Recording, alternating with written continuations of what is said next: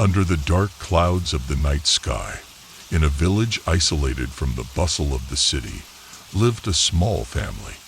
Their home was in the middle of nowhere, surrounded by a dark and ominous forest.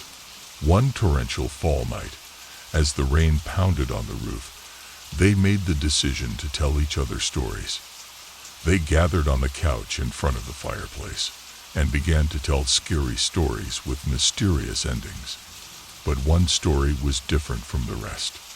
On the night of the full moon, in this very isolated village, an ancient book of spells was discovered. It was found in an old abandoned house. All the villagers ignored its power for a long time. But one day, as the rain poured down in rivers and thunder rumbled, the locals decided to perform a mysterious ritual. They gathered at the very top of the hill, wearing raincoats. Holding each other's hands, they began to recite the words of an incantation. However, they did not know that this spell would open the doors to the Otherworld. Darkness surrounded the village, and the rain became heavier. Suddenly, a mist appeared on the horizon, in which figures began to appear. They were dressed in ancient robes, their eyes glowing ominously.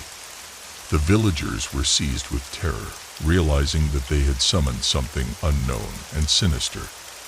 The figures began to approach, and the villagers tried to escape, but found themselves trapped in an otherworldly. The mysterious mystical ending was that the locals were trapped in the astral world of the entities they addressed in their terrifying dreams. They realized that the door opened by the spell turned out to be a passageway into their subconscious.